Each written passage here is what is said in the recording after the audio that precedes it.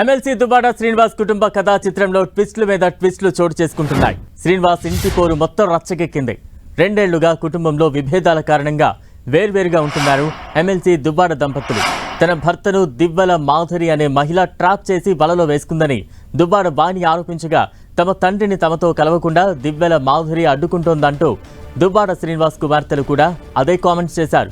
మరోవైపు తమ తండ్రిని కలవనివ్వాలంటూ దువ్వాడ శ్రీనివాస్ కుమార్తెలు హైందవి, నబీనా ఆయన ఇంటి వద్దకు వెళ్లిన దువ్వాడ భద్రతా సిబ్బంది వారిని అనుమతించకపోవడంతో ఈ వ్యవహారం హాట్ టాపిక్ గా మారింది. అయితే ఇంతలోనే దివ్వెల మాధురి మీడియా ముందుకు రావడంతో దువ్వాడ శ్రీనివాస్ ఇంట్లోని వివాదం మరో మలుపు తిరిగింది. తమ బంధం ఇల్లీగల్ కాదని, దువ్వాడ శ్రీనివాస్తోనే ఉంటారని దివ్వెల మాధురి తేల్చి చెప్పడంతో దువ్వాడ మాధురి బంధం పబ్లిక్ అయింది. వాణి ఆరోపణల వల్ల తన కుటుంబానికి భర్తకు దూరమైనట్లు చెప్పుకున్న దివ్వెల మాధురి వచ్చిన మచ్చ ఎప్పటికీ పోదని, అందుకే దువ్వాడ శ్రీనివాస్తోనే ఉండాలని డిసైడ్ అయినట్లుగా తేల్చి చెప్పేశారు. ఇటు భార్య, పిల్లలు తనపై చేస్తున్న ఆరోపణలపై దువ్వాడ ఎట్టకేలకు స్పందించారు. తన భార్య వాణిపై సంచలన ఆరోపణలు చేశారు.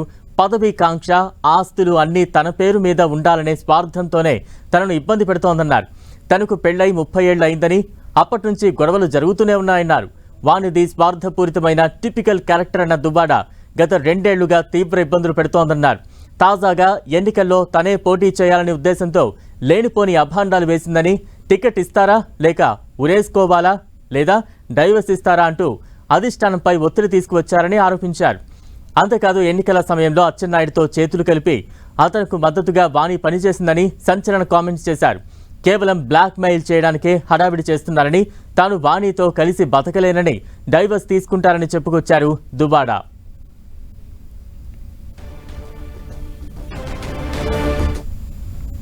నా వివాహం 30 ఏళ్ళు అయింది. 30 ఏళ్ళు కూడా రగులుతున్నటువంటి సమస్య అధికార కాంక్ష.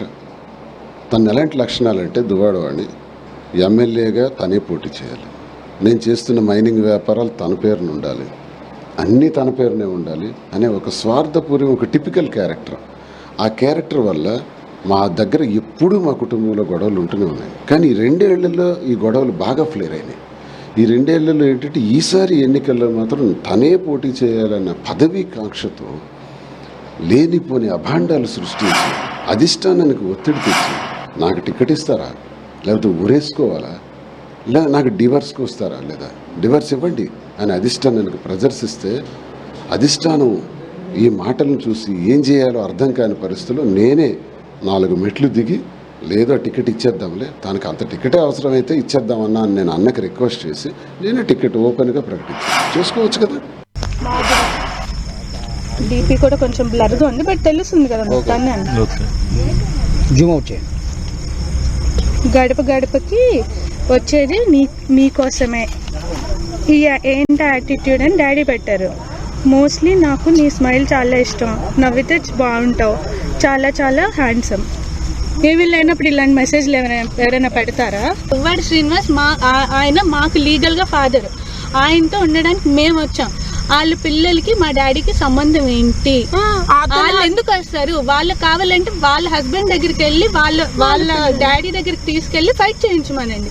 అక్కడ ఫైట్ చేస్తే లీగల్ గా రైట్ ఉన్నట్టు. ఏం రైట్ ఉందని మా ఇంటి దగ్గర మా డాడీతో మేముంటే ఆమె లేకపోవడం ఏంటి? నాకు అర్థం కావట్లేదు.